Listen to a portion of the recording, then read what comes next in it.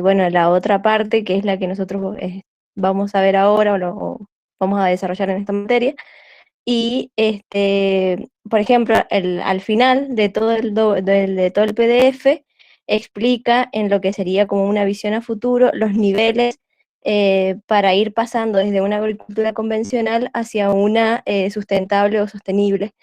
Y, y está muy bueno porque, bueno, eso sería el rol de nosotros, digamos, en conjunto con, bueno, ecólogos, para poder lograr algo así de ese tipo. O sea, no es de un día para el otro, no es todo de golpe, sino que es como ir evolucionando desde lo convencional, de a poco con la disminución de plaguicidas, con buscar otras alternativas para si ingresó alguna plaga, de disminuirla con algún otro control, ya sea con, por ejemplo, algo que nos enseñaron en zoo, que es las, ahí cómo eran, son unos cartones de color, ¿no es cierto? Por ejemplo, no recuerdo bien los nombres. Cartones conjugados. Exacto, también esa es otra. Eh, y después, por ejemplo, en el nivel 4 creo que era, que yo me hice un esquemita aquí, que hablaba, no, en el nivel 3 perdón, que hablaba de prevenir directamente ya, eso ya es una evolución bastante grande, que es prevenir la aparición antes que encontrar formas más sanas de resolverlo. Y bueno, ya el último nivel, que es increíble, que sería ya un cambio ético de toda esta situación, de la cultura en general. Esa es la propuesta, como bien decís vos, es complicado y no se puede hacer de un día para otro y vaya a saber si todo el mundo está de acuerdo, ¿no? Es tan solo una propuesta y ellos están convencidos de que es factible. Antes él trabaja, habla unos conceptos cuando da el objetivo y habla de energía. ¿Se acuerdan cuando habla de energía al principio del artículo, segunda página? Sí, sí. Ah, ¿qué le está diciendo? ¿Cómo lo analiza el ecosistema ahí cuando habla en términos de energía? Como un río. Ujú. Y a lo largo del río, ¿qué hay? Y habla sobre la entrada de energía y la salida de energía como desecho, y cómo es diferente en un ecosistema natural a un agroecosistema, ¿no? Que ya está mediado por la mano del hombre, y que no toda la energía que ingresa, por ejemplo, es de forma natural, sino que también lo hace a través de fertilizantes, químicos, combustible. Y que no hay tampoco como reciclaje de energía, porque todo lo que se produce no va a parar al mismo sistema, sino que se exporta, digamos. Así es. Hace mucho A mí me énfasis pareció en una idea interesante que sí, a mí me pareció sí, sí. interesante que decía que hablaba de lo social, de lo económico, de lo cultural y lo de lo ambiental. Y hablaba del equilibrio que hay que tener entre ellos, ¿no? Porque a veces mucho el tema económico, que dice, bueno, producir, producir, producir, producir. Y también me parece importante pensar también para qué producir tanto, con qué objetivo también producimos tanto y no solamente hacer las cosas por hacerlas. Y bueno, tener un equilibrio entre todo, entre, como decía, bueno, el libro, el texto, de lo social, de lo económico, de lo natural, de esto de que si terminamos haciendo infértiles estas tierras, bueno, ya no se puede producir más, o sea, no es algo sostenible en el tiempo. Y bueno, me pareció muy interesante eso, que hablaba de otros ejes, que en la vida no solamente se puede analizar algo a través de un solo punto de vista, sino que tiene que analizar a través de varios y que tiene que haber una equidad, un equilibrio entre esos.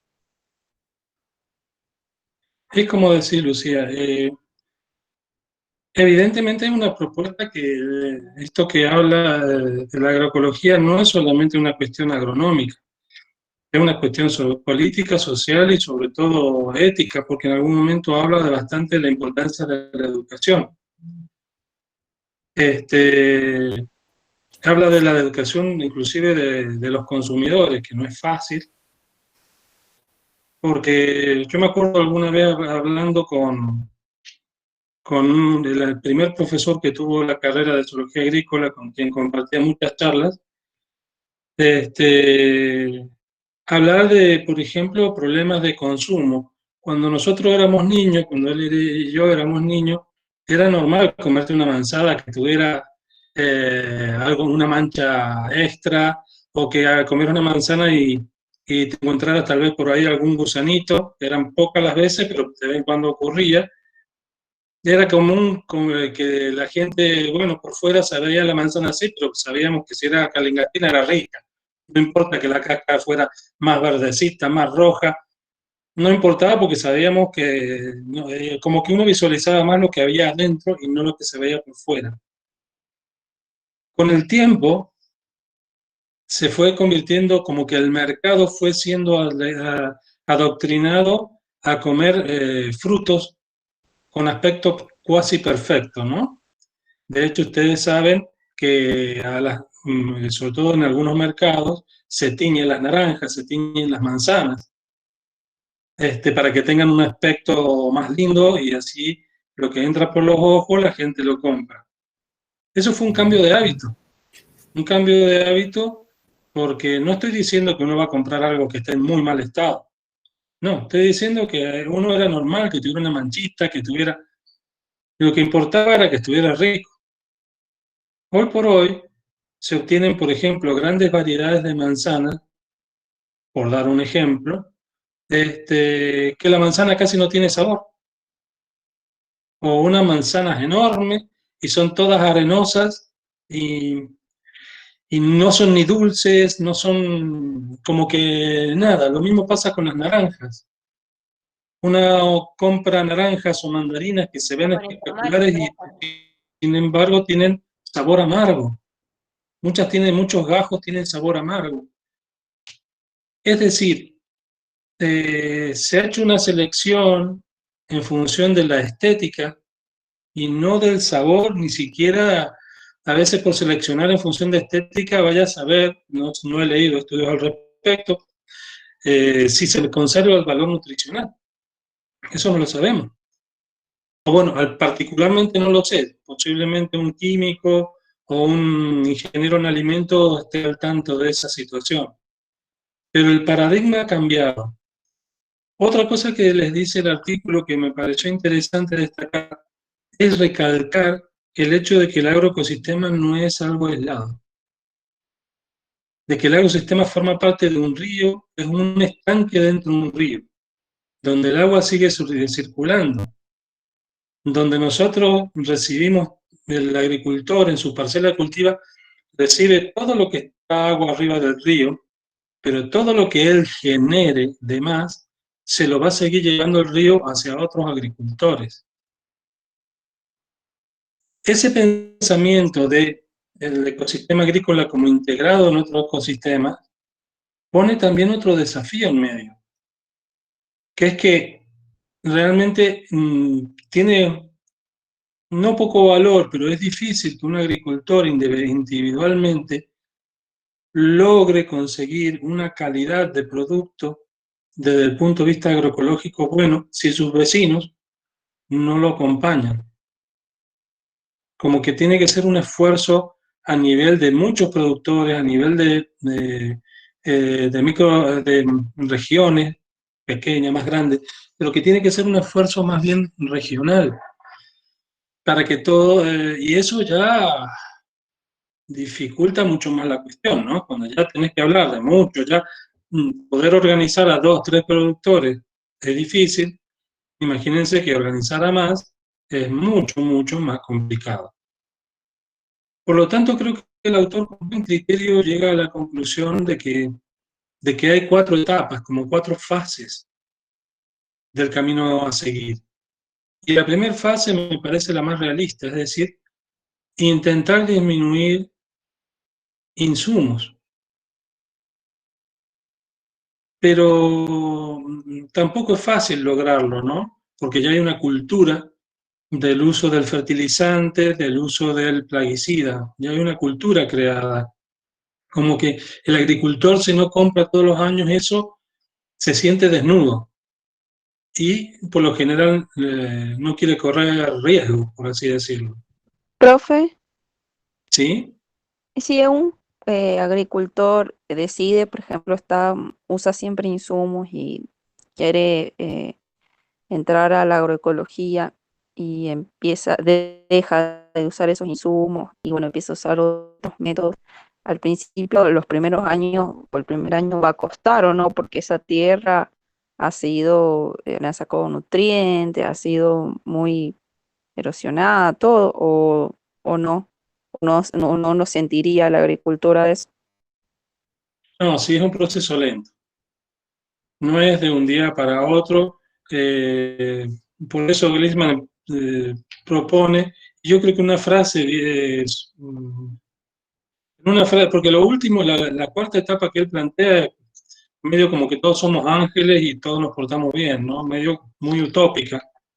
Me parece más realista la primera, en el sentido de que ya van a escuchar a Pablo Titonel cuando lo lean, porque él le pone realidad a todas estas ideas. Él le va a poner números. Y, y él en una de las cuestiones que habla es que a veces no se trata de suspender completamente el uso de fertilizantes. Porque la agroecología tiene un problema, dice él.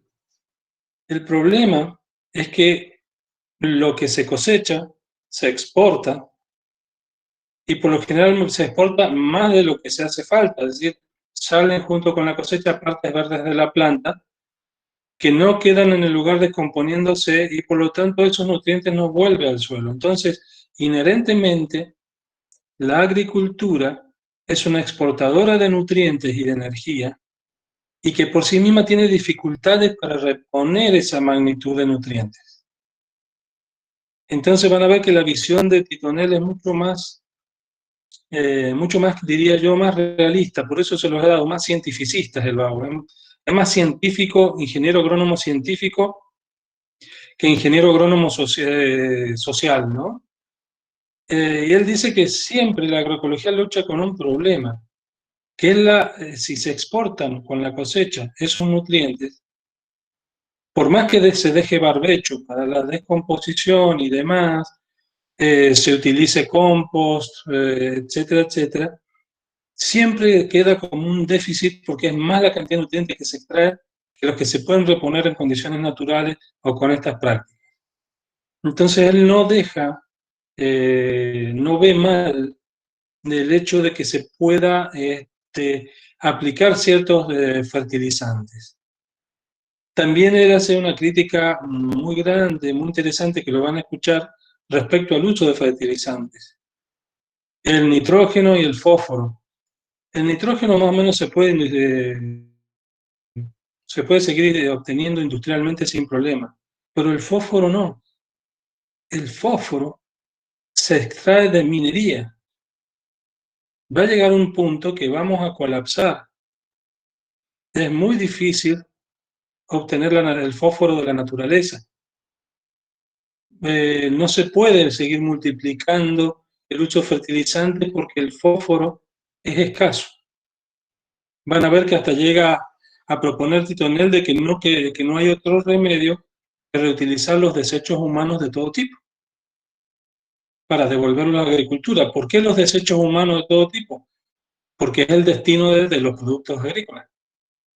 Entonces, si queremos recuperar y devolver nutrientes sin tener que seguir explotando tantas minas que se van a agotar, vamos a tener que hacer reuso, sin duda, lo dice él, reuso de todas aquellas cosas que nosotros de materia orgánica eliminamos de nuestra comunidad urbana y reutilizarlo mediante un proceso, por supuesto, mediante un tratamiento, y utilizarlo en el ambiente agrícola, como para, en cierto sentido, la idea es recuperar aquellos nutrientes que la ciudad se llevó y devolverlos a la agricultura. Véanlo, después la semana, el miércoles, lo comentamos a la presentación del Titonel. La de él, como les digo, van a escuchar a un científico, ingeniero agrónomo científico, donde también pone los límites para la agroecología, en donde él justifica por qué la agroecología no avanza tan rápido en cuanto a conocimiento científico como sí lo hacen los laboratorios productores de fertilizantes o los productores de plaguicidas. Es muy interesante lo que él comenta. Después tiene algunos ejemplos donde claramente, de su trabajo de sus tesistas en África fundamentalmente, donde claramente esto requiere investigación. Lo de la agroecología no es simplemente decir y vamos a producir esto y vamos a dejar de usar fertilizantes, no. Se requiere años de ensayos, de generación de conocimiento que hoy por hoy no son suficientes. ¿Sí? Profe, entonces, igual, sí. Acá en San Juan hay varios cultivos que están trabajando con estos productos agroecológicos. Yo leí un libro de un ingeniero agrónomo que no es de acá, que él se ha dedicado a estudiar todo este tipo de fertilizar y ponerle todas estas cosas que sean agroecológicas. Y hay un par de lugares que están trabajando con esto. Nosotros fuimos a visitar un lugar donde son chicos que se han recibido de nuestra facu, que están trabajando con todos esos tipos de abonos y eso, que está muy bueno. Yo tengo el libro, por si quieren después se los puedo pasar. Uh-huh. ¿Qué libro es? ¿Será el de Bigliso? La verdad que no recuerdo el nombre, pero ha enseñado... Bigliso... ¿Cómo? No, porque hay un libro que se los puedo comprar, creo que está en el Drive, que es de Bigliso, de la Universidad del INTA de La Pampa, donde él ha escrito trabajo sobre agroecología, un ingeniero agrónomo del INTA de La Pampa. Ya está jubilado el hombre. Y ha hecho un aporte bastante interesante porque es mucho más, no es tan académico, sino que es más práctico ese hombre. Y mira, me pone contento el hecho de, supe, por ejemplo, de un exalumno, no, todavía está por terminar la carrera, Ignacio Herrero, que están haciendo este tipo de agricultura en el departamento Iglesia. Él y otros 2 compañeros más.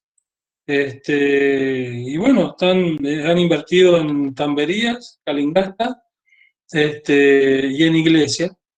Para hacer este tipo de agricultura se han ido un poquito más alejados del Valle de Tulum por el tema esto de lo que estamos hablando.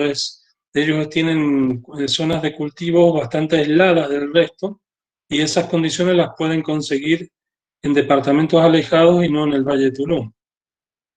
La perspectiva económica que ellos tienen es bastante positiva porque van a ahorrar mucho en insumos. Entonces la idea de ellos es gastar menos en insumos y se van a esos valles altos porque la incidencia en esos valles altos de insectos dañinos es menor. Entonces se la han pensado bien para hacer la inversión, y tenían unas parcelas con aromáticas, otras parcelas estaban experimentando con distintos productos hortícolas. Así que sí, como decís vos, hay algunos emprendimientos acá muy, muy interesantes. En Cauceta hay 2 o 3. Hugo, me acuerdo de haberlo conocido, Hugo, ya no me acuerdo el apellido, un apellido italiano. En Caucete tiene todo y es más, recibe a todos los alumnos, todo el que quiera ir para hacer ensayos, para lo que sea. Este hombre Hugo Crescentino. Recibe y que le deja una parcela de tierra para que hagan los ensayos. Muy bien el tipo. Es uno de los pocos agricultores de San Juan que invierte en investigación. Él paga, a ver, vos querés hacer tu tesina, y te falta este insumo, yo te lo compro. Yo te lo compro porque yo quiero saber los resultados de tu trabajo final. Uno de los pocos que he conocido que realmente no tienen problema rascarse el bolsillo y poner la finca para lo que se necesite. Y está en ese camino de cambiar la metodología de trabajo. Claro. Claro, con los pecos Entonces, que tuvimos nosotros hacían bokashi, que es lo que se usa ahora, que también es un abono que lo cocinan con temperatura. Y ahí nos enseñaron que estaba funcionando y muchos lugares lo estaban aplicando. mirá vos, justamente yo estoy actualmente codirigiendo un proyecto para justamente poner a ensayar un tipo de abono que se llama Biochar, que es distinto, ligeramente distinto a un compost, ¿no? Tiene mayor concentración de nutrientes del biochar que el compost. Entonces, justamente con este señor Hugo Crescentino, hacemos la etapa experimental en el INTA, en un invernadero, y después nos vamos a hacer la etapa de campo a Cauchete, al campo de este señor, porque nos facilita absolutamente todo, ¿no? Así que bueno, eso es lo lindo, ¿ven? Que más allá de la idea de que uno esté de acuerdo, la idea, lo interesante que propone esto, es que hay otras formas de producir donde la necesidad de insumos se puede disminuir drásticamente, con lo cual el balance costo-beneficio, el balance de entre lo que entra y lo que sale, cuánto insumo necesito respecto a lo producido, se hace positivo, por lo menos en teoría. En teoría se hace positivo. Lo que pasa es que hay que ver caso por caso. ¿Sí? Bueno, vamos a ver ahora, vamos a seguir analizando el agroecosistema.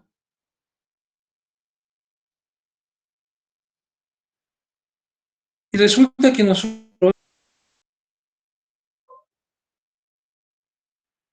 nosotros hemos visto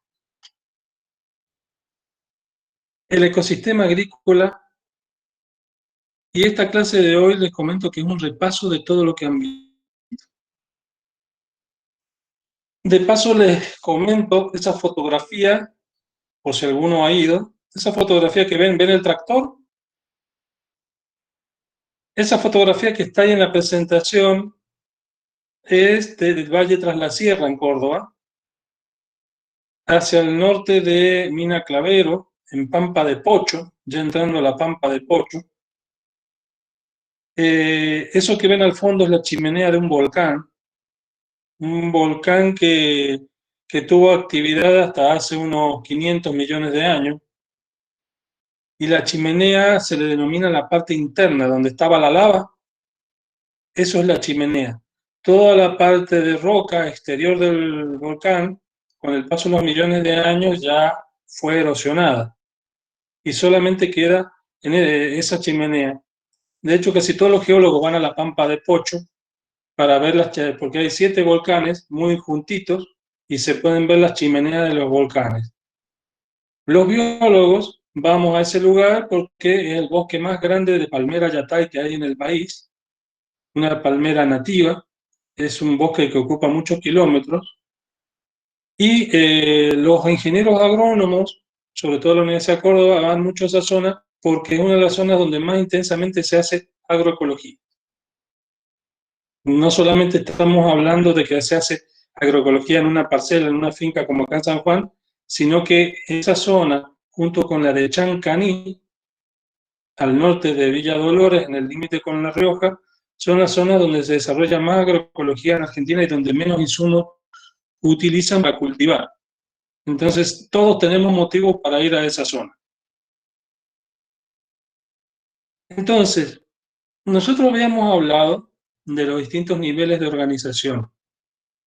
Según Gliessman, en el artículo que hemos leído, considera al agroecosistema, a una parcela de cultivo, como un estanque dentro del flujo del río, donde en esa parcela hay entradas y salidas. Esas entradas son de distinto tipo, pueden ser fertilizantes, pueden ser combustibles, pueden ser otros organismos, pero fundamentalmente lo que vamos a ver ahora es entrada de ciertas condiciones que el ser humano no puede manejar. Uno está sometido a esas condiciones en el ambiente agrícola, como son, por ejemplo, la luz, la temperatura, el agua, los nutrientes, el viento. Dentro de ese agroecosistema tenemos dos tipos de elementos, la biocenosis y el biotopo. La biocenosis son todos los componentes bióticos del ecosistema. Y el biotopo son los componentes abióticos. Nosotros ahora nos vamos a ver en esta clase de hoy, vamos a hacer un repaso de todos esos componentes abióticos que ustedes ya han visto en climatología, ya han visto en edafología, por ejemplo. Todo para obtener dentro de ese agroecosistema, para realizar un proceso que va a dar una de tantas salidas. Una de las tantas salidas, la más importante es la cosecha. Entonces, vamos a abrir un poquito ahora esa caja que es el agroecosistema, y lo vamos a hacer un poquito más complejo. Porque dentro de esos agroecosistemas, sí es cierto, tenemos como entrada el viento, la luz, etcétera, etcétera. Pero dentro de ese agroecosistema, como les dije en la clase pasada, tenemos comunidades, poblaciones, individuos que interactúan entre sí e interactúan con el medio abiótico. Así, tenemos, por ejemplo, tenemos comunidades de autótrofos, comunidades que viven en el suelo, comunidades de heterótrofos. ¿Y quiénes son los autótrofos? Las plantas. Producen fotosíntesis. Heterótrofos, por ejemplo, herbívoros.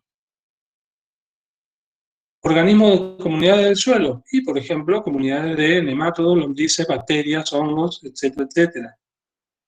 En el gráfico acá se representan las tres principales cajas que hay dentro de un ecosistema en general y agroecosistema en particular. Siempre un ecosistema tenemos los productores primarios autótrofos, los consumidores primarios heterótrofos y el suelo como parte clave de la nutrición de los autótrofos y sobre todo del proceso de descomposición, de la devolución de los nutrientes retenidos en tejidos vivos, ¿sí? Y su paso, el proceso por el cual pasan otra vez a la matriz del suelo. Dentro de cada comunidad, como puede ser esta comunidad de autótrofos, van a haber distintas especies, ¿sí? Y cada una de ellas con distintas poblaciones. Es decir, en una comunidad pueden haber una especie, pero esa especie no necesariamente está junta, reunida en el mismo lugar. Pueden estar formando distintas poblaciones en distintos lugares. A su vez, cada uno en el gráfico de la derecha, ¿ven? Ese gráfico le está señalando una población. Y cada una de esas poblaciones tienen individuos. ¿Ven? Cada una de esas poblaciones que he señalado ahí tienen individuos. Y estamos hablando de poblaciones de heterótrofos, de suelo, de autótrofos, etc. Es decir, lo que hemos hecho ahí es abrir una caja negra que no sabíamos que había dentro, que sabíamos que estaba la biocenosis y el biotopo, pero esa biocenosis y ese biotopo toma formas dentro del ecosistema de organismos organizados en poblaciones, en comunidades y formando parte de un ecosistema. Pues las flechitas están indicando que hay interacciones entre ellos. Entonces, todo esto que ocurre dentro de un agroecosistema tiene que sufrir ciertas condiciones y tiene que adaptarse a ellas. Luz, temperatura, agua, nutrientes, vientos, etc. ¿Y qué son las condiciones? Son factores ambientales que varían en el espacio y en el tiempo y que afectan a cualquier ecosistema. la luz, la lluvia. Son factores que por ahí el ser humano no los puede controlar. Y esto les quiero distinguir, esas son las condiciones. Y otras cosas son los recursos. Ustedes cuando utilizan la palabra recursos, es algo que yo utilizo, que uso para algo. Una condición se convierte en recurso cuando yo la puedo manipular, modificar y usarla. Por ejemplo, entonces los recursos pues, son actividades, cosas que pueden ser usadas por un organismo vivo durante su proceso de desarrollo y crecimiento. La particularidad que tienen los recursos es que si una especie o una población o un individuo dentro de un agroecosistema utiliza un recurso, puede hacer que ese recurso no esté disponible para otra especie o para otros individuos de la misma población. Y eso generalmente genera interacciones de tipo competencia. Competencia por un recurso. Y eso el agricultor lo tiene claro. Por eso es que cuando siembra, tiene muy claro el marco de plantación, la distancia que va a haber entre planta y planta, para disminuir la competencia por nutrientes del suelo, evitando que los sistemas radicales se entrecrucen. O tratando de evitarlo, por supuesto.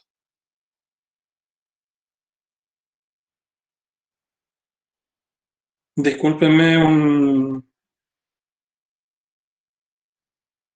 momentito que debe ser Camila que me siga por WhatsApp.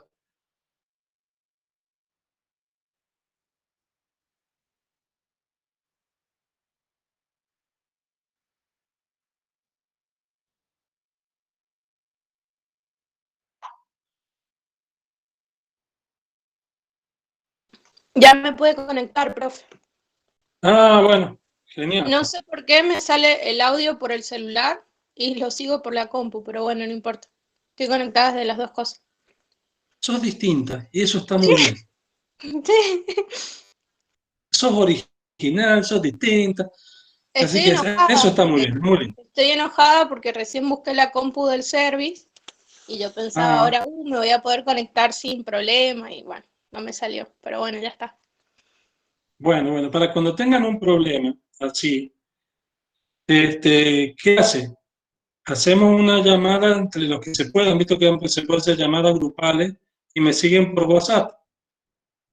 Hasta tanto yo logro aprender desde subirlo a la red y que ustedes puedan tener la clase y puedan verla en otro momento, aunque no en el momento que pueda. Bueno, volvamos a las condiciones. Entonces, fíjense que hay condiciones que pueden ser recursos. La luz, la radiación es una condición, igual que la temperatura. Pero los nutrientes, pero también puede ser un recurso. Por ejemplo, los nutrientes es el ejemplo más claro de que es una condición, porque si no está el contenido de nutrientes suficiente en el suelo, la planta no se va a desarrollar bien. Pero a la vez, si se desarrolla bien la planta, va a usar nutrientes que otra especie u otra planta cercana no va a poder usar. Entonces, toma esos recursos y los hace más escasos para otro individuo. Les aclaro que toda esta clase, como les digo, es un repaso de lo que ustedes ya han visto. Y todo está en capítulos del libro de Gliessman que lo tienen subido al Drive. ¿Se acuerdan de esto? Nosotros para comprender la luz como una condición o como un recurso tenemos que recordar algunas cosas. Por ejemplo, la longitud de onda que puede ser aprovechada por las plantas, ¿sí? La radiación fotosintéticamente activa, 400 a 790 nanómetros, y tenemos que recordar el proceso de fotosíntesis, ¿sí?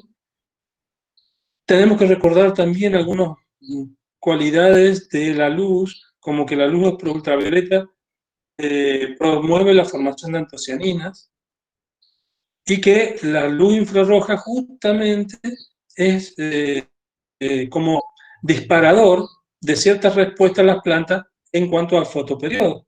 cambio de la duración del día. ¿Se acuerdan de todo eso de fisiología vegetal, no? Sí, profe. Sí, Si no, sí, llamo a profe. Mónica Ruiz para que les dé clase este semestre. Sí, profe. Bueno. Entonces tenemos claro también que no hay un pigmento solamente, sino que hay varios pigmentos fotosintéticos que cada uno es capaz de aprovechar un rango del espectro distinto. Otra cuestión que también tiene que ver con la fisiología que ustedes ya han visto es el tema de la calidad de la luz. Es que tiene que ver en cuanto a la cantidad de colores que forman esa luz. La luz directa y la luz difusa. Otra cuestión es que tiene que ver con la intensidad de la luz, es decir, cuánta energía llega por unidad de superficie. Por ahí que se mide en calorías o en joule por unidad de superficie. Una intensidad alta tiene algo que ver con el punto de saturación, que me lo van a decir, y con las plantas de sol. Y una intensidad de la luz baja tiene que ver con el punto de compensación y las plantas de sombra. A ver, fisiólogos, futuros fisiólogos vegetales, ¿qué relación hay entre la radiación, punto de saturación, plantas de sol? ¿Se acuerdan de esos conceptos? Y que si la luz estaba, promovía la actividad fotosintética, por lo tanto la concentración también de solutos como nutrientes que tome los va a asimilar la planta para el crecimiento, ¿o no? ¿Y el punto de saturación? Y no hablamos ahí del cambio de la energía lumínica a energía química, o sea, la planta, ese proceso de cambio, ¿no? ¿Sería? ¿Se acuerdan de Lo que puede fotosíntesis? soportar la planta, la cantidad de sol que puede soportar la planta. Evidentemente que hay plantas que pueden soportar, crecen, se desarrollan mejor con mayor intensidad de luz, que son las plantas de sol, y otras que lo hacen se desarrollan mejor con menos intensidad de luz y por lo tanto son plantas de sombra. Pero el punto de compensación, ¿se acuerdan? Donde la respiración y qué más. Y la fotosíntesis. Se compensaban, ¿se acuerdan? Sí, sí, algo así. ¿Se acuerdan de eso? Eso es fisiología vegetal y que son elementos que nosotros retomamos en la materia para entender por qué en un ecosistema tenemos plantas con características fisiológicas distintas y que nosotros podemos aprovechar para hacer un manejo agrícola coherente y diseñar combinación de distintas especies para cultivarlas prácticamente en un mismo espacio. Este conocimiento nos sirve para poder combinar en un cultivo, por ejemplo, plantas de sol y plantas de sombra. ¿Sí? Ahí hace referencia a las plantas C3 y C4, o sea, esa combinación, ¿no? Por Que estaba en ejemplo, el PDF, que hablaba del maíz con ay, no me acuerdo, no me acuerdo la otra planta. sí. Ahora justamente lo voy a mostrar. Así es.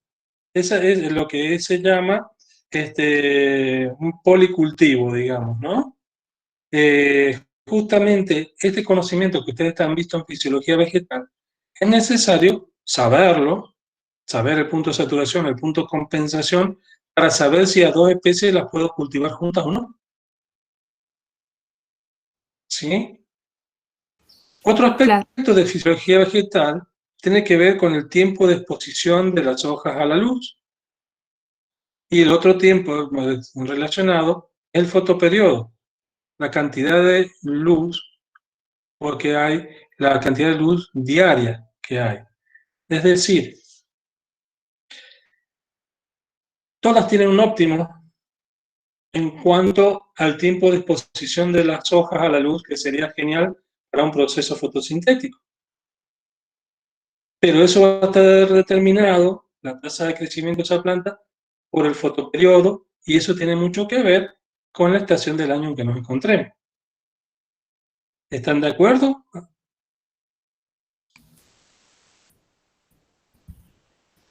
No, no, profe, no estamos de acuerdo.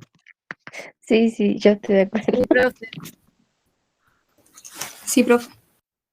¿Y qué factores determinan la luz? Mire, podría haber hecho 20 diapositivas respecto a esta, pero creo que son bastante lógicas. Entonces no creo que quiera tanta explicación. Una es la estacionalidad. En la figura inferior izquierda ustedes tienen lo que es la rotación de la Tierra alrededor del Sol. ¿Cuánto tiempo demanda eso?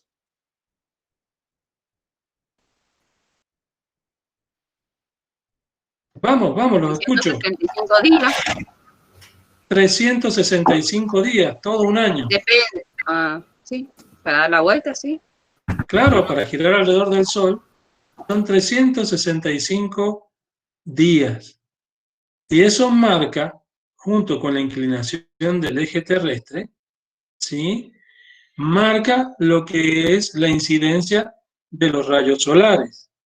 Ustedes saben que el eje terrestre está inclinado a unos 22, 23 grados respecto al plano que es el plano que dibuja su trayectoria alrededor del Sol. Entonces, fíjense lo que sucede, y lo mismo pasa para la latitud y la longitud, la latitud y la altitud. La calidad, debido a esa desviación del eje terrestre, hace que la incidencia de la luz durante el año sea distinta. Primero porque la órbita de la Tierra es completamente elíptica, ¿sí? Y en su recorrido, hay periodos en su recorrido que está más cerca del Sol y otras que está más alejado. Eso va a determinar la intensidad de la luz que llega al planeta Tierra. Eso se combina con la latitud. Si ven la imagen inferior derecha, mientras que a la altura del ecuador los rayos caen perpendiculares, a medida que nos acercamos hacia los polos, los rayos del Sol tienen una incidencia más oblicua. Con lo cual, eso afecta a la intensidad y a la calidad de la luz. ¿Intensidad por qué?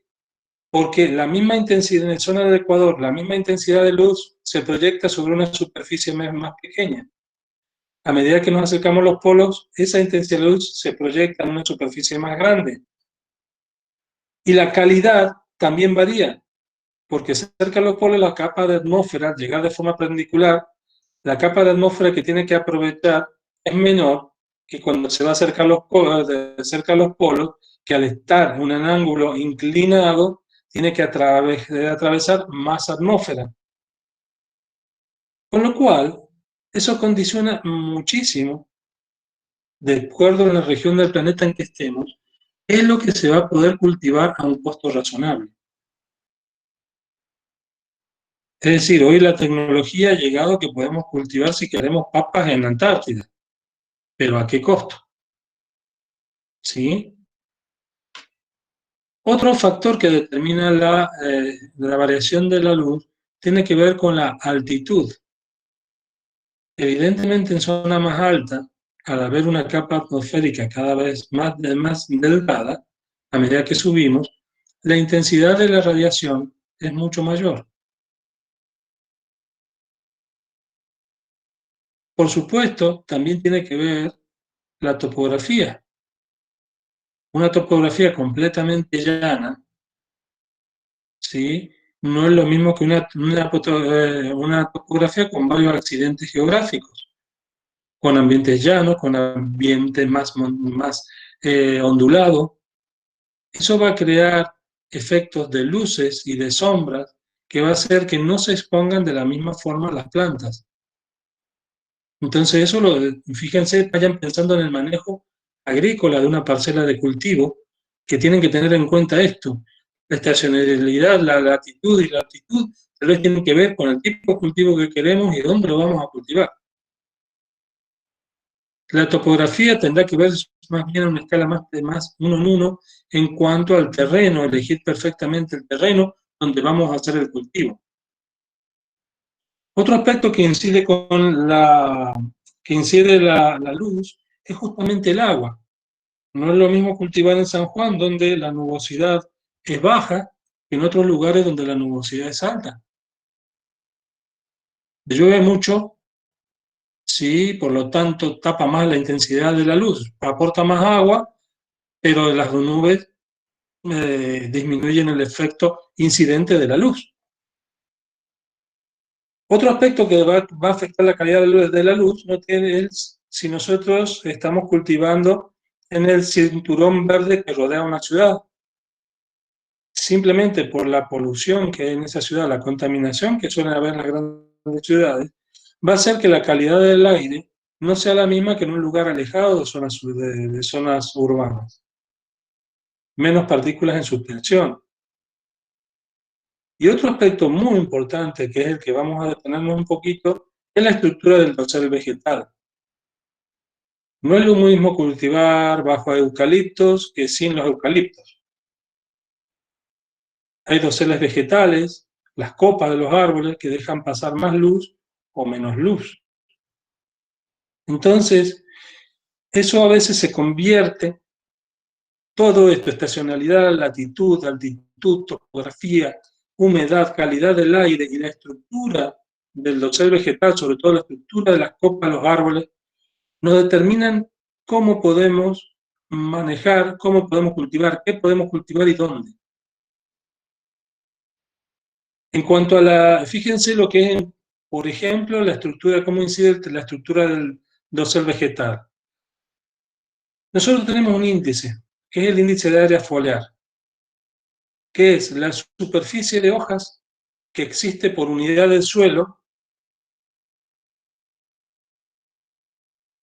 y a distintas alturas.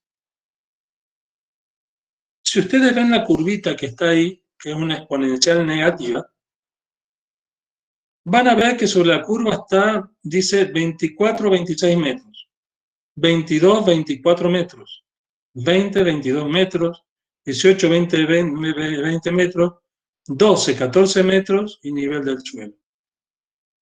¿Por qué? ¿Cómo se hace para medir la cobertura?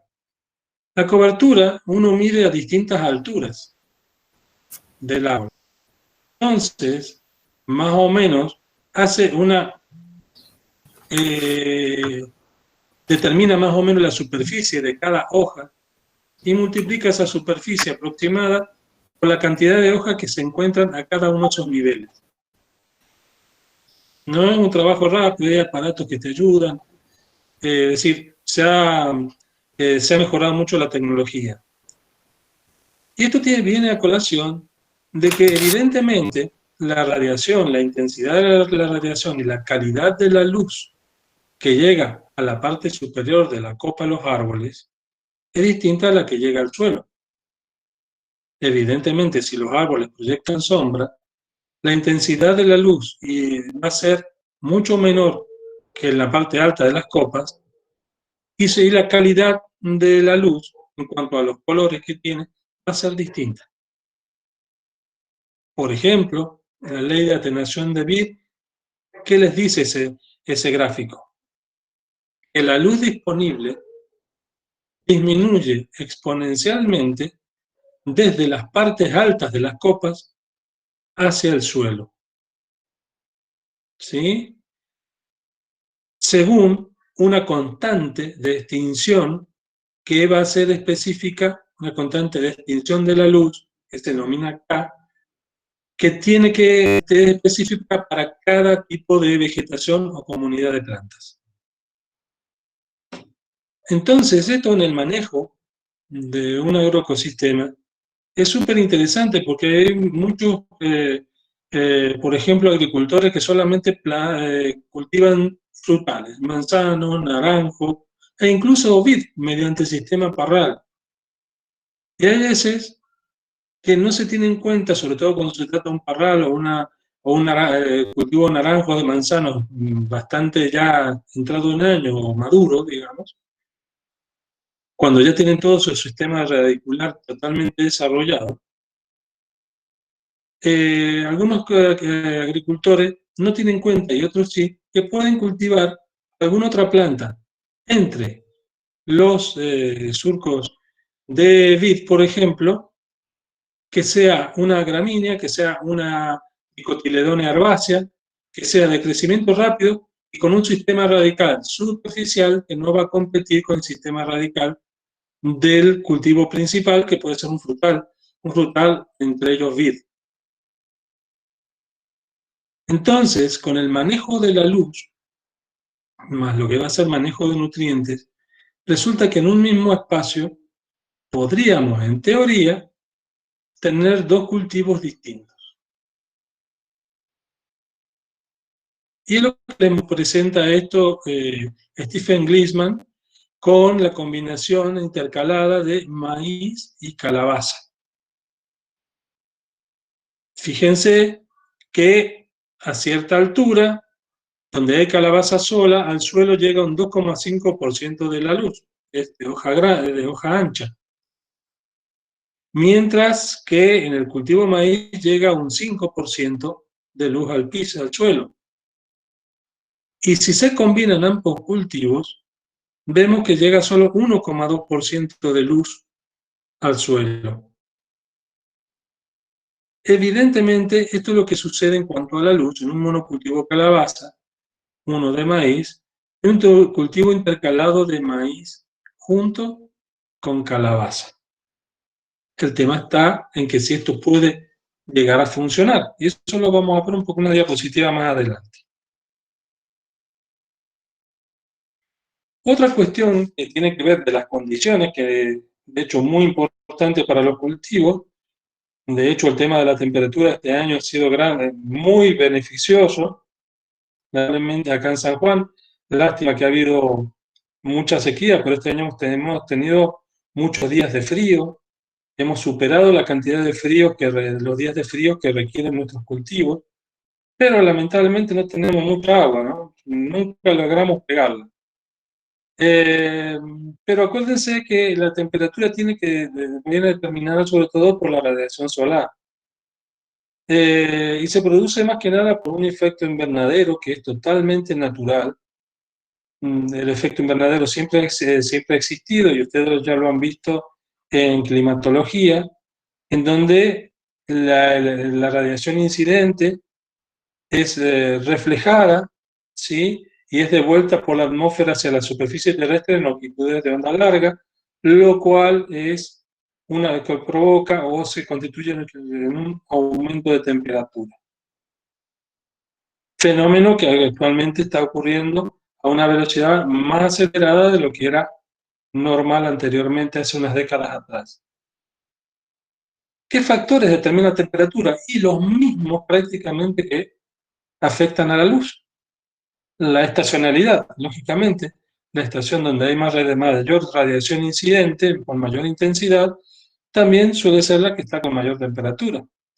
La latitud, a medida que nos alejamos hacia los polos, la temperatura disminuye. La altitud del gradiente adiabático, ¿se acuerdan? Cada 100 metros y dentro de la troposfera, la temperatura disminuye 1 grado centígrado. El agua, la topografía, lógicamente, la topografía en zonas de sombra va a provocar una temperatura menor que en zonas de sol. El agua, la humedad y sobre todo dentro de este esquema la influencia marítima hace que las máximas y las mínimas no estén tan distantes unas de otras. El rango de temperaturas en zonas costeras es mucho menor que en zonas continentales. Y también, lógicamente, la estructura del dosel vegetal. En aquellos lugares con vegetación protegida de la intensidad de la radiación solar, la temperatura va a ser un poco menor.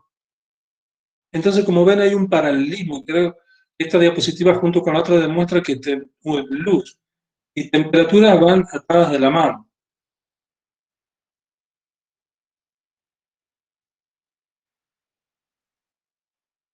Dentro de esto, factores que habla de Stephen Gliessman y de gran importancia para la agricultura está la humedad ambiente. Ustedes saben que es tan importante que en algunos lugares, como el desierto de Atacama en Chile, la única fuente de agua que tienen las pocas plantas que crecen en el lugar es el rocío. Solamente el rocío. No reciben agua por otro medio. Por eso que la vegetación es tan escasa, las actividades agrícolas están extremadamente limitadas. ¿Se acuerdan de ustedes del concepto de humedad relativa, punto de rocío? Todo eso, junto con el ciclo hidrológico, que ya lo vamos a ver un poquito más adelante, lo vamos a repasar más adelante, provoca la mayor o menor humedad en un ecosistema en general y un agroecosistema en particular. ¿Y se acuerdan de esto, del patrón de lluvia? ¿Cómo era una lluvia convectiva? ¿Cómo era una orográfica y cómo era una ciclónica? A ver, rápido, vamos. La orográfica era cuando la masa de aire se encontraba con un relieve, como una montaña, por ejemplo. Sí. Y la convectiva era una masa de aire húmeda contra una masa de aire seca. También que... Así es, por lo que... Así ¿Sí? es. ¿Y la ciclónica? Era cuando había dos masas de aire que chocaban, ¿o no? Se ponían en contacto. Sí. Exactamente, son flujos, masas de aire tremendos que abarcan no solamente una región, puede abarcar a todo un continente. La ciclónica es la responsable, por ejemplo, de monzones en Asia, en huracanes, ¿sí? Son tipos de lluvia que vienen asociadas con masas de viento muy grandes. Y acá quiero detenerme un poquito en lo que dice abajo la diapositiva. Los patrones de lluvia. En cuanto a la distribución, periodicidad, intensidad y duración.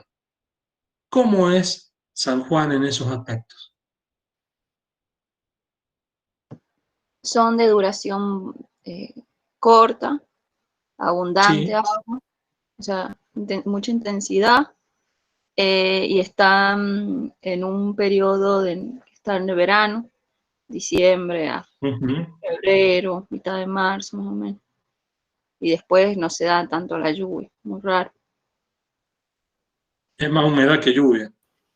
Claro. La distribución podría ser que hay más precipitación para el lado de Valle Fértil o Hachal, como para el noreste sería la provincia, mientras que para Claro. el centro y cordillera casi que no hay. Porque ahí en Valle Fértil tenés un tipo de lluvia tipo orográfica.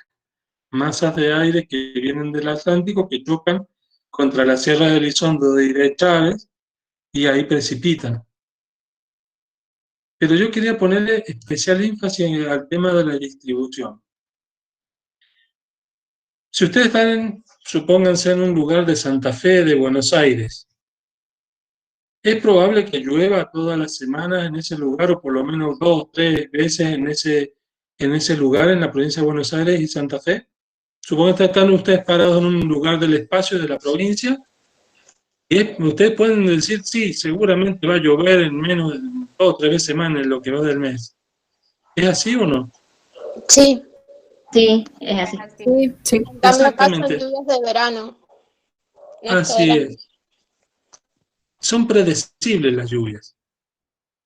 Acá en San Juan, nosotros podemos predecir que en verano va a llover, pero no podemos decir, no, la semana que viene va a llover.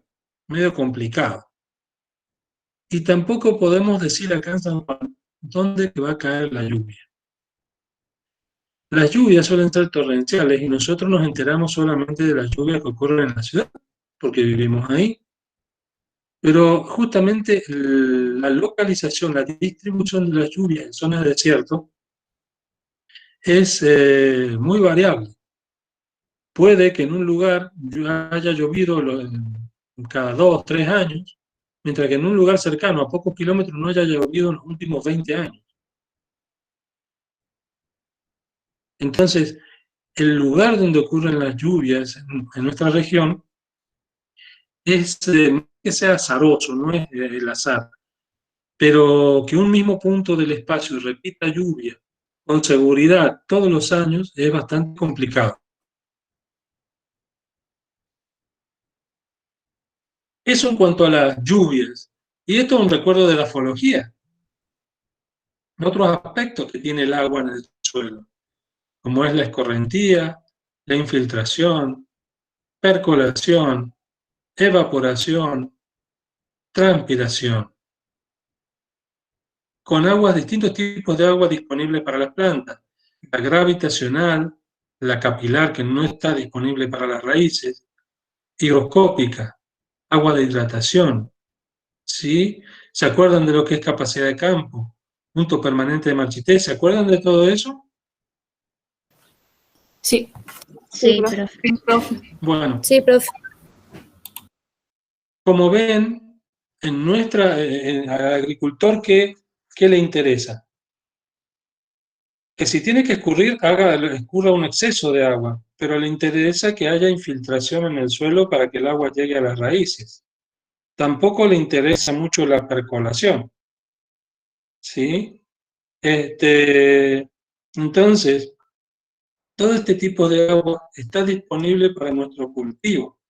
Y evidentemente, nosotros con distintas técnicas, como pueden ser los arados, lo que estamos es cambiando la estructura del suelo, aumentando, disminuyendo su porosidad, para que no solamente lleguen gases hacia las raíces, sino que también pueda llegar el agua. Entonces, el manejo parcelario del agua es sumamente importante. Y otro, como les dije recién, el suelo, la estructura, el color. ¿Se acuerdan de todo esto? Ya le digo al profesor de grafología que no se acuerda nada. Sí, sí, profe. Sí, sí. La granulometría, ¿se acuerdan cuando les hacían tocar el suelo y en función de tocarlo, frotarlo con los dedos, saber qué tipo de suelo era?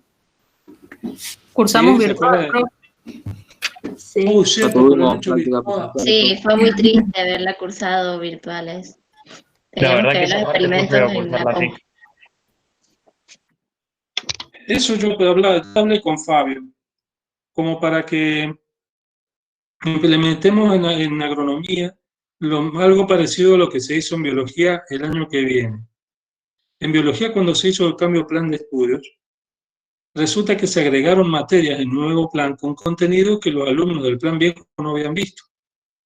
Y se hicieron tipo talleres, seminarios, para los chicos que eran del plan viejo, brindarles esos conocimientos que iban a estar en el plan nuevo, pero ellos no lo habían tenido. Y cosa de equilibrar un poquito las cosas, ¿no? Porque si no, los del plan de viejo se iban a ver desfavorecidos por el hecho de que los del plan nuevo iban a tener más conocimiento en algo que ellos no tenían ni idea. Y yo creo que eso se podría hacer el año que viene, de distintas materias, inclusive ecología, hacer, aunque sea un día a la tarde, una actividad de campo para que ustedes puedan visualizar y tocar. Un agrónomo tiene que tocar el suelo, tiene que disfrutar del suelo, tiene que olerlo, palparlo, y es increíble cómo la práctica hace que ingenieros agrónomos, mirando, tocando y oliendo, saben qué pasa con ese suelo. Y eso es muy importante para ustedes. Ya vamos a ver si se pudiera implementar algo así el año que viene, sería en beneficio de ustedes, creo yo. La verdad que sí. Esto en cuanto al suelo. No voy a entrar porque ustedes, como ven, yo les digo, esto es una clase de repaso y estamos repasando todo lo que afecta a nuestros cultivos y que forman parte del agroecosistema. No voy a entrar en detalle en salinidad, calinidad, el pH, todo eso porque ustedes ya lo han visto. Entonces no es mi intención repetirlo, solamente recordárselo para que lo tengan en cuenta. Los nutrientes, bueno, ¿qué decir de los nutrientes? Que justamente forman parte de la matriz del suelo, de los macronutrientes y los micronutrientes. Es interesante los micronutrientes, porque hay veces que el zinc, que ustedes lo han visto en fisiología vegetal, igual que el molibdeno, que son micronutrientes que participan de actividades que tienen que ver con la regulación hormonal. Y que a veces es muy fácil que en el suelo, a pesar de que se requieren en escasa cantidad, es muy fácil que en el suelo lleguen a faltar. Entonces, evidentemente, el manejo del suelo que nosotros hacemos tiene mucho que ver no solamente con la estructura, sino con la textura y los nutrientes que en ellos hay. Teniendo en cuenta que nutrientes muy importantes para las plantas, fundamentalmente, está el nitrógeno, ¿sí? El fósforo es indispensable, el magnesio, ¿sí? Muy importante. De hecho, casi todas, a veces las plantas no están, su uso nutriente no está tan limitado por los otros, pero sí por el fósforo. El fósforo suele ser un nutriente muy limitante. Por eso que cuando ustedes compran fertilizantes, nitrógeno, fósforo y potasio, o en algunas regiones del país, la fórmula es nitrógeno, fósforo, calcio, depende de la acidez del suelo natural. Pero realmente esto es esencial que lo recordemos. Lo otro que tiene que ver mucho con esto es los vientos. Ahí les he puesto un gráfico en la parte superior para que recuerden de climatología cómo circulaban los vientos a nivel planetario. Pero esto es muy importante, en el sentido de que si nosotros dejamos un suelo sin cobertura vegetal y sopla viento, estamos exportando de nuestro campo cultivo nutrientes y partículas en suspensión que los vamos a extrañar cuando tengamos que cultivar y comprar más fertilizante. El viento es un agente de transporte por excelencia. Por otro lado, es muy interesante el tema del viento por el vuelco de las plantas en algunos lugares del país, y sobre todo en Argentina, con nuestra Patagonia tan ventosa. Entonces, tenemos que ver incluso la circulación de los vientos a nivel de valles, de accidentes orográficos, para definir correctamente dónde y cómo vamos a realizar los cultivos. Muy importante, lo recuerden ese tema. ¿Por qué es importante que tengamos en cuenta todos estos factores? Les muestro este gráfico de Stephen Gliessman que está en su libro. Porque una cosa que tenemos que asegurarle a las plantas es un microclima en la cual ellas se desarrollen, germinan y crezcan bien. En este caso, estamos analizando el cultivo anterior de la mezcla de maíz con calabaza, ¿sí? Donde hay distintos niveles de incidencia. Una coloración más oscura es un nivel muy alto y una coloración blanca se trata de un nivel bajo. Y vamos a ir analizando fila por fila, no columna por columna, fila por fila. Veamos qué ocurre en la parte superior, arriba del maíz. La temperatura no es la más alta. ¿Por qué no es la más alta por arriba del maíz? ¿Quién me lo dice? ¿Por la velocidad del viento? Correcto, porque el viento es al lado, el viento que tiene mayor intensidad, y al igual que la luz, ¿sí? Y el dióxido de carbono, porque ahí el dióxido de carbono va a ser alto. ¿Qué genera dióxido de carbono? Las hojas. Las hojas lo están absorbiendo. Claro, las hojas en esa altura normalmente hay un nivel alto de dióxido de carbono y las hojas lo van a tomar. Por eso, cuando vemos en la parte alta del dosel de maíz, en la siguiente fila, en la segunda fila, la temperatura aumenta. ¿Por qué? Fíjense qué pasa con el viento. Disminuye el viento. Lógicamente el vapor de agua aumenta, la luz disminuye y disminuye el dióxido de carbono por lo que dijeron recién. Hay fotosíntesis. ¿Se dan cuenta cómo es el razonamiento de este gráfico? Vamos a la parte un poquito más abajo, nos vamos acercando al suelo. La temperatura es elevada, pero ya no tanto. Hay viento, pero es un nivel medio. El vapor de agua también es un nivel medio. Ya se alcanza un nivel bajo de luz. El dióxido de carbono sigue siendo bajo porque ha sido usado para fotosíntesis. Ya pasamos bajo las hojas de la calabaza. La temperatura se hace más fresca. La velocidad del viento es muy escasa, pero aumenta mucho el vapor de agua y la concentración de dióxido de carbono. La luz es bajísima. ¿Por qué va aumentando el vapor de agua y el dióxido de carbono? Por la actividad fotosintética de la hoja que está cerca del suelo, ¿o no? Pero tendría que consumir el dióxido de carbono. Tendría que, si es por la fotosíntesis, se usa dióxido de carbono y tendría que disminuir. ¿Por qué es alta? Entre el cultivo de maíz y las hojas de calabaza. Claro. Con la transpiración del vapor de agua. Porque es más El denso. vapor de agua sí, porque a nivel de suelo hay mayor evaporación, evapotranspiración. ¿Ven? Por eso el vapor de agua, además del suelo donde se ha acumulado el agua con la que hemos regado. Por eso justamente el vapor de agua es alto nivel a nivel del suelo. Temperatura a nivel más bajo, al igual que la velocidad del viento y la luz. Pero a nivel de suelo, ¿por qué la es tan alto? Perdón, decime. ¿Por qué es alto el dióxido de carbono en la superficie? Sí, esa es la pregunta. Y porque no hay consumo de dióxido de carbono, porque está por debajo de las hojas. Pero resulta que a nivel del suelo se libera dióxido de carbono. Porque en el suelo ocurren procesos de descomposición. Y hay actividad bacteriana y actividad de hongos que liberan dióxido de carbono. ¿Sí? Entonces ese vapor de agua es por el suelo, no por la transpiración de las hojas, o sea, de la planta. Así es, más que nada es por el suelo. El vapor de agua donde empieza a funcionar un poquito la evapotranspiración es en los niveles superiores, no en la superficie del suelo. En la superficie del suelo más que nada es por la acumulación de agua en el mismo.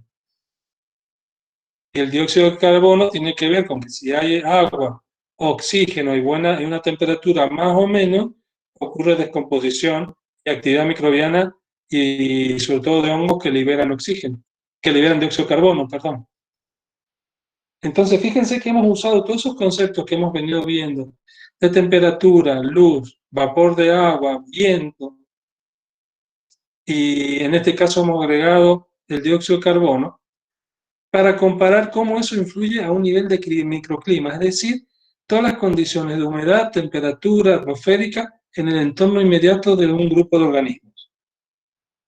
Esto es como para que vean como ejemplo que no solamente estamos hablando a escala de parcela, no estamos acá hablando de una región agrícola, estamos hablando tal vez de un microclima y cómo estudios distintos muestran cómo estas variables van variando en función del nivel con respecto al suelo en el que estamos, a la altura del cultivo en el que estamos.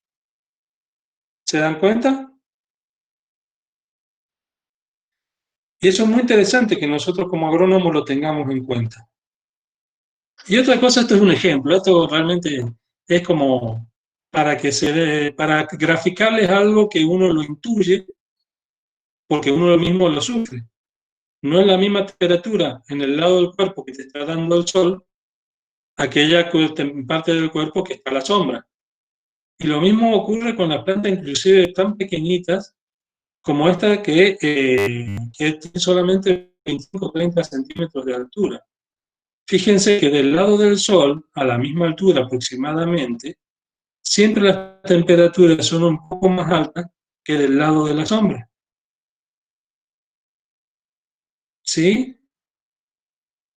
Entonces, ¿qué quiere decir esto? Acá es una herbácea pequeñita, pero eso mismo ocurre en árboles, en las plantas de cultivo en general. De un lado de la planta expuesta al sol va a tener una temperatura y del lado que está a la sombra va a tener un gradito menos. ¿Sí?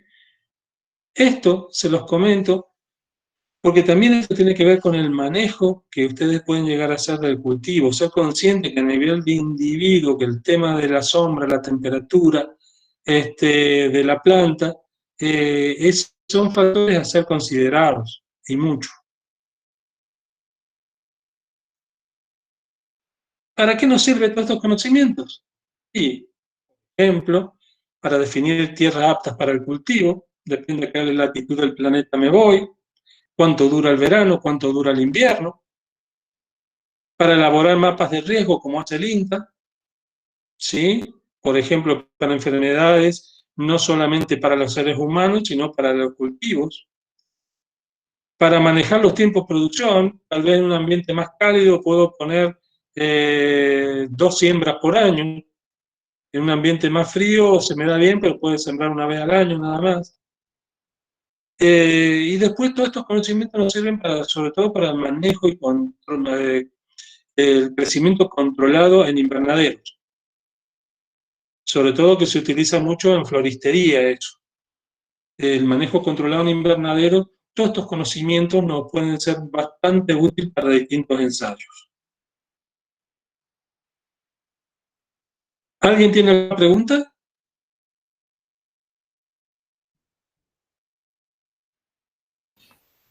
No, profe. ¿No? No, profe. Acá les muestro las fuentes. Para armar este rápido teórico, que es un teórico más bien de repaso de todas las condiciones que tiene que cada cultivo tiene que tenerse en cuenta para poder realizarlo, están sacados del libro de Gliessman, de capítulo 3, 4, 5, 6, 7, 8, 9, 13, y del libro de Smith, que también lo tienen subido, capítulo 2 y el capítulo 12.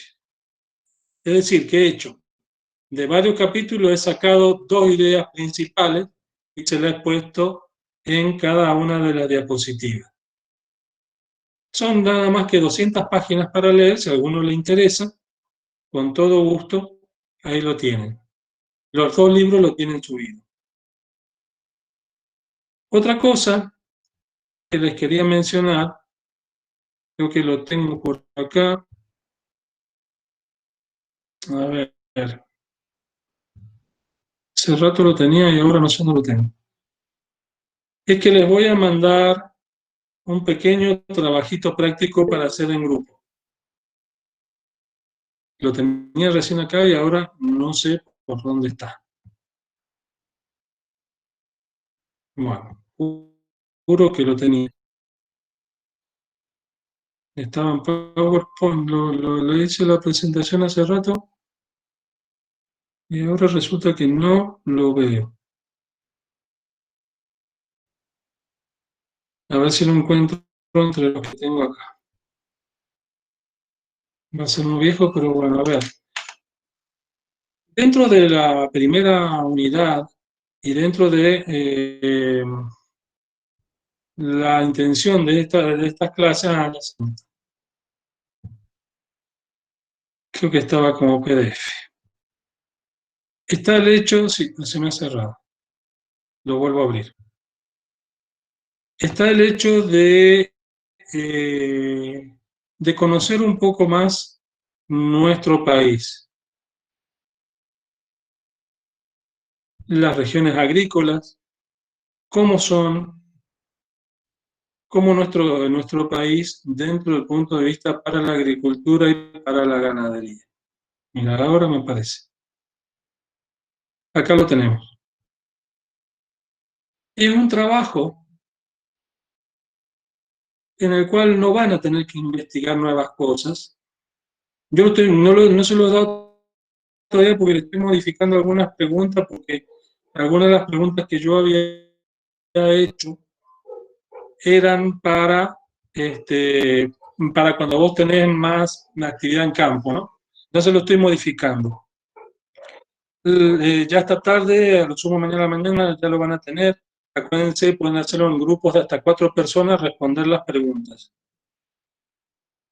La idea es la siguiente: en lugar de que yo les dé una clase y ustedes conozcan, respondiendo un cuestionario y observando el material que yo les doy, que conozcan cómo es nuestro país, por qué se cultiva en las regiones que se cultiva y no se cultiva en otras. ¿Qué pasa? ¿Por qué es así la distribución de la agricultura y la ganadería en nuestro país?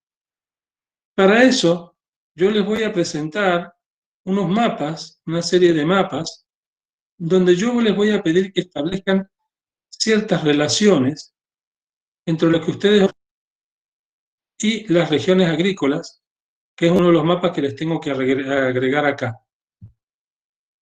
Porque antes lo tenía yo hecho todo un teórico y ahora como acá se me ha ido para atrás. Bueno, lo tengo que reposicionar. Estas son las regiones agrícolas naturales de Argentina. Profe, Les cuento que me costó un montón. ¿Sí? yo no veo la presentación, ¿todos la ven? No, yo No, no tampoco. se ve, No, profe. no se ve. No, No, no sé. perdón. No se ve, profe. Ya lo soy. Gracias. Ya lo soluciono. Ahí voy. Ahí voy a ponerlo en presentación, a ver.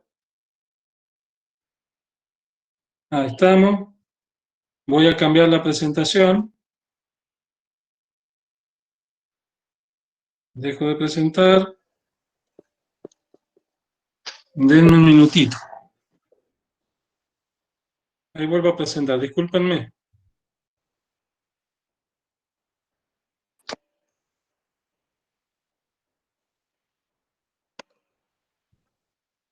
A ver.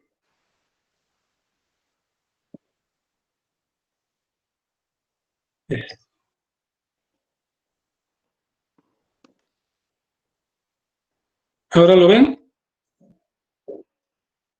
Va a tardar un minutito. Sí, profe. Sí, profe. Sí, profe. Sí, profe.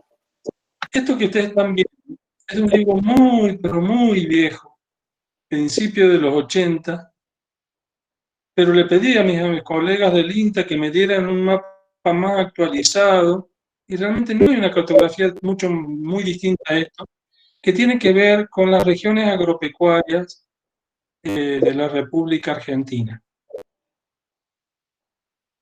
donde cada región agropecuaria implica distintos tipos de cultivo, distintos tipos de actividades ganaderas. Como ven, tenemos 12 regiones agropecuarias en Argentina, donde hay unas que son muy extensas, como la número 11, que es la del monte, que se le llama, la 12, que es la patagónica, la 1, que es la pampeana. Está bien. ¿Alguna vez ustedes se han preguntado por qué nosotros tenemos que hacer cierta agricultura en Buenos Aires y otro tipo de agricultura en Córdoba, o una ganadería en Buenos Aires y otra en San Juan? ¿Por qué hay cabras acá y no hay vacas? ¿Se han fijado alguna vez en mapas en por qué es así? ¿Cuáles son las razones generales por las cuales uno dice sí, porque ya se dan mejores condiciones? Lógico, sin duda. Pero ¿por qué es así? No terminamos de ir al fondo de la cuestión. Para eso, en esta actividad práctica, yo les hago una serie de preguntas, en la cual las 7 me interesa mucho. Esa la tienen que averiguar ustedes, investigar. Que investiguen distintas fuentes de información, qué cultivos se producen en Argentina y la distribución geográfica de los mismos. Relaciónenlo con las áreas agropecuarias y las ecorregiones, que se las voy a mostrar ahora. Dentro de la actividad les pido que yo les muestre una serie de mapas de la Argentina. Les pongo un apunte sobre las ecorregiones de Argentina. Y primero les pido que identifiquen en el mapa de Argentina las ecorregiones y las regiones fitogeográficas. En los apuntes que yo le doy, uno solo, les pido que vean la problemática que tiene esa región, cómo está compuesta y cuál es el problema que tiene. Y ahora, el punto 5 es vital, en el sentido que yo les pido que analicen cada región en función de la superposición de distintos mapas. ¿Sí? Entonces, yo les muestro este mapa de la ecorregión. Estas son las ecorregiones de Argentina. Cada una tiene su flora nativa y su fauna nativa en particular. Y entre las preguntas que van a tener que responder, se trata simplemente, no de buscar más información para el punto que les he mencionado, el 7, sino que ustedes comparen este mapa con este otro mapa, que son las regiones fitogeográficas de Argentina. Es otro criterio, pero es muy parecido. Este es más antiguo que el anterior. Los suelos de la República Argentina. Este es un mapa, ustedes tienen conocimiento del suelo mucho más detallado, está claro. Esta es una descripción muy general de los tipos de suelo de Argentina. Pero van a ver que hay tipos de suelos que son relativamente parecidos. Por ejemplo, el tipo de suelo, esperen que voy a agrandarlo un poquito para que lo vean bien. Los entisoles con los aridisoles tienen mucho en común. Entonces, ¿qué relación esto hay con las ecorregiones y las regiones fitogeográficas? ¿Qué relación hay con el mapa de climas? Tenemos este mapa un tanto burdo sobre los climas argentinos, ustedes seguramente tienen mapas más detallados, pero para lo que es el ejercicio esto es suficiente. Aquí vemos el clima árido puneño, el clima templado de transición, y esto llévenlo a la comparación con la distribución de las regiones fitogeográficas y con los tipos de suelo. Además, tenemos mapas de las precipitaciones. Cómo se distribuyen las precipitaciones de este a oeste de la Argentina y qué tiene que ver eso con las ecorregiones, con los mapas de suelo.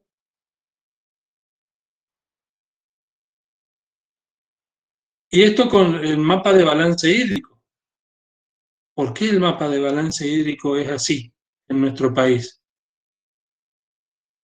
Ahí se puede hacer una pregunta adicional. ¿Es todo nuestro país de gran riqueza fértil por todos lados? Esto les puede llegar a responder por qué hay una agricultura de secano y otra bajo riego.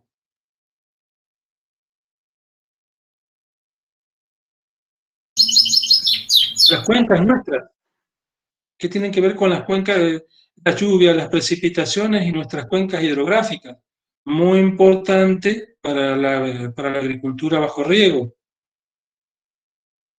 ¿Qué hago? Yo analizo las cuencas hidrográficas y la pucha, veo el clima, veo los tipos de suelo, veo las precipitaciones, veo las ecorregiones. ¿Hay alguna similitud en los patrones de distribución?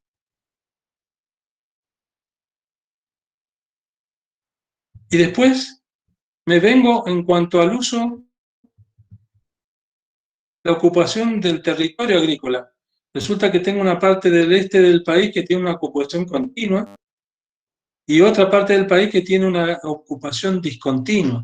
¿Tendrá que ver eso con las precipitaciones, los tipos de suelo, el déficit hídrico? ¿Tendrá alguna razón de ser eso? Profe, El uso de la tierra, y acá está simple, sacado de algún santillana, ya ni me acuerdo dónde lo saqué a esto, pero ¿por qué en el sur es ganado ovino? En Argentina, en la zona de San Juan y noroeste del país, caprino. ¿Por qué las vacas hacia el este? ¿Es discriminación o tiene su lógica? ¿Por qué los cultivos de cereales están hacia el este y hacia el oeste más producción hortícola? ¿Cómo ha afectado esto a la densidad poblacional? ¿O es la densidad poblacional que ha armado todo lo anterior? ¿O la densidad poblacional se ha establecido en función de lo anterior?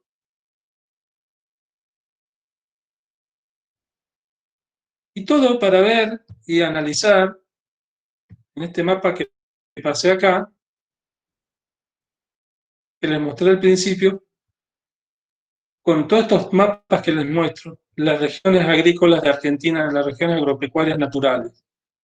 Entonces, ¿son arbitrarias la distribución de las regiones agropecuarias argentinas? ¿O hay alguna razón con los otros mapas? Misterio.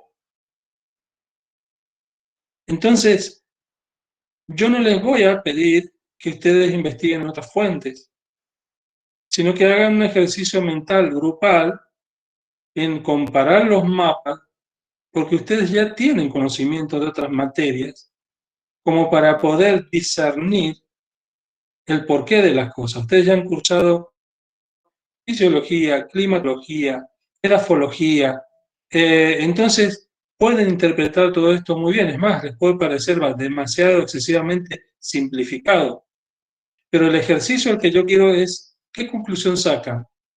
¿Realmente lo que nosotros cultivamos y dónde lo cultivamos tiene una razón de ser que sea así y no sea de otra forma? Este ejercicio lo que pretende es que ustedes conozcan nuestro país, conozcan las regiones agropecuarias, que imagino que ya la habrán visto en otra materia, ¿o no?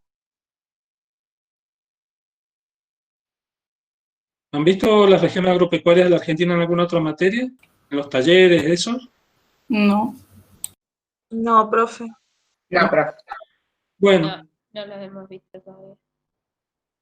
la cuestión es que me interesa que veamos cómo se ha usado la tierra en la Argentina, cómo el ser humano la ha usado, que sea un trabajo más bien intuitivo, que no vayan a los libros, viendo los mapas ustedes intuyan los porqués, den las explicaciones, tienen conocimiento suficiente como para poder dar respuestas casi 100% acertadas. Y eso lo relacionen con el ambiente natural descrito en las ecorregiones, en las regiones fitogeográficas, para ver si hay un paralelismo entre ellos, entre clima, entre temperaturas, entre balance hídrico, precipitaciones, distribución de las ecorregiones, distribución de las regiones agropecuarias, para que entendamos dos cosas. ¿Hay relación entre naturaleza y usos de la naturaleza? ¿Hay relación de la distribución de las actividades productivas de nuestro país en función de ciertas características de las ecorregiones, del clima, del suelo? Eso es lo que yo quiero que hagamos como ejercicio. Tienen las preguntas y yo esta tarde les voy a terminar de subir material al Drive. Eso es lo que yo quiero que hagamos como ejercicio. Entonces, este ejercicio lo vamos a discutir la semana que viene, el día viernes. ¿Sí? El miércoles vamos a discutir el video de nuestro amigo Pablo Titonel. Les aclaro que el de Titonel es largo, por lo tanto en una de esas lo tienen que ver en 2 o 3 sesiones. Dura 1 hora y cuarto más o menos, pero por ahí la forma de hablar del muchacho se hace como que mete demasiados datos, pero me interesa que lo vean para que vean a un ingeniero agrónomo científico, no un ingeniero agrónomo de campo. Un ingeniero agrónomo científico que les presenta detalles y les manifiesta contradicciones en cuanto a la agroecología. Y esto es más bien un trabajo grupal que se puede hacer en un par de horas, como para reflexionar y conozcamos nuestro país, qué se produce, por qué se produce. Era el fondo de la cuestión, que no solamente describamos este mapa que tienen en pantalla, sino que lo asociemos con otros mapas y para sacar el por qué este mapa es así y no es de otra forma. ¿Estamos? ¿Alguno tiene una consulta? Profe, entonces tenemos tiempo hasta el viernes de presentar este informe. Claro, esta tarde se lo subo. Y por supuesto, chicos, hay otra cuestión que les tiene que quedar clara. Tenemos un grupo de WhatsApp. Entonces, cuando les surja la duda, no se olviden y la dejan expresada a través de WhatsApp o me la hacen llegar. Me las hacen llegar, cosas de que la pregunta de uno tal vez es la pregunta de todos. Entonces yo, todo esto, no se queden con dudas. Si es domingo, miren, para mí diferencia entre sábado y domingo ya. Con esto a mí me da igual. A mí lo que me interesa es que ustedes, no es que memorizan, pero que vayan comprendiendo las cosas. Es cierto, yo les doy un punto de vista que por ahí es tendencioso. Claro que es tendencioso, lo mío es recontra tendencioso. Estoy haciendo leer sobre agroecología. Estoy haciéndoles entender sobre ecosistemas naturales, pero es la única materia que ellos van a tener en la carrera que los desvía para otro lado. ¿Sí?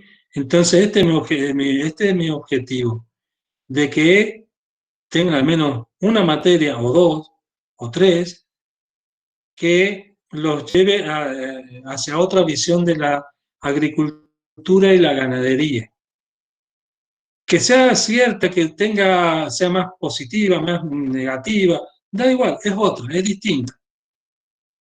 Pero por lo menos que los haga reflexionar, ¿sí? De otro pantallazo. Y veamos del por qué son las cosas.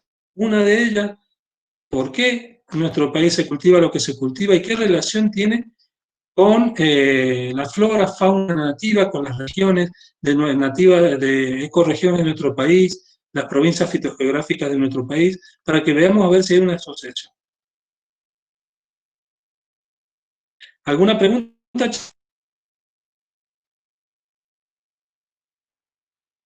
No, por mí no. No, profe. Bueno, No, profe.